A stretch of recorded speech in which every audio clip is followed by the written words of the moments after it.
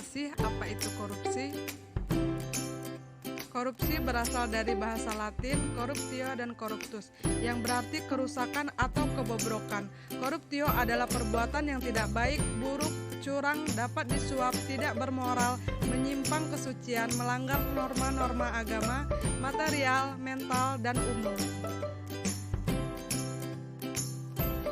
Pengertian korupsi menurut Undang-Undang Nomor 31 Tahun 1969 dikatakan bahwa korupsi adalah tindakan melawan hukum dengan maksud memperkaya diri sendiri, orang lain, atau korupsi yang berakibat merugikan negara atau perekonomian negara.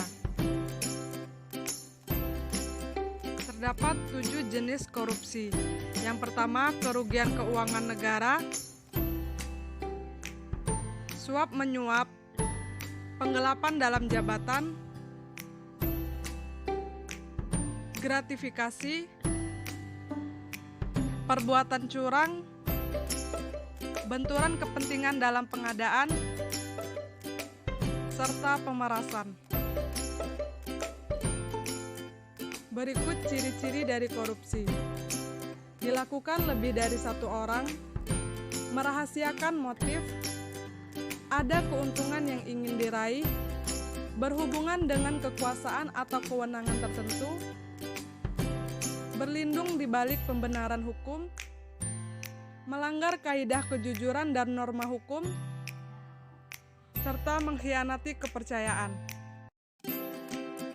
Adapun nilai-nilai anti korupsi: jujur, peduli, mandiri, disiplin, tanggung jawab, kerja keras, sederhana, berani, serta adil.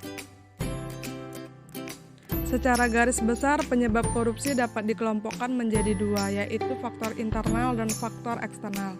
Faktor internal merupakan faktor pendorong korupsi yang berasal dari dalam diri setiap individu, seperti sifat tamak, gaya hidup konsumtif, serta moral yang kurang kuat. Di faktor eksternal meliputi faktor politik, hukum, ekonomi, dan organisasi. Adapun pencegahan korupsi dapat dilakukan dengan perbaikan sistem dan perbaikan manusia.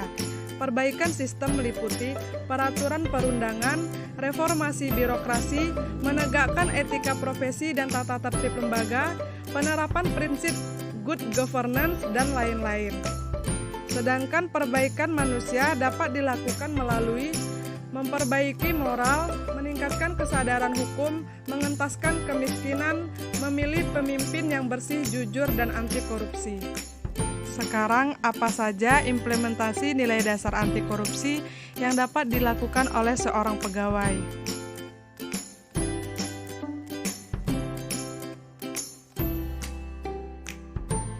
Yang pertama, jujur. Jujur dapat diterapkan pegawai dalam melaksanakan tugasnya, seperti melaporkan hasil penimbangan secara real.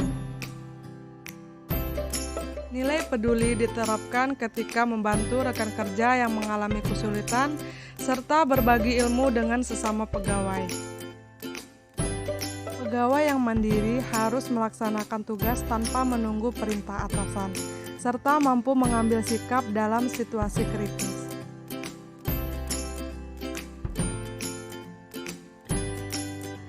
Nilai disiplin diterapkan ketika pegawai datang dan pulang kerja tepat waktu, tidak meninggalkan tempat kerja tanpa seizin atasan, menaati segala peraturan perundang-undangan, serta berpakaian sesuai dengan jadwal.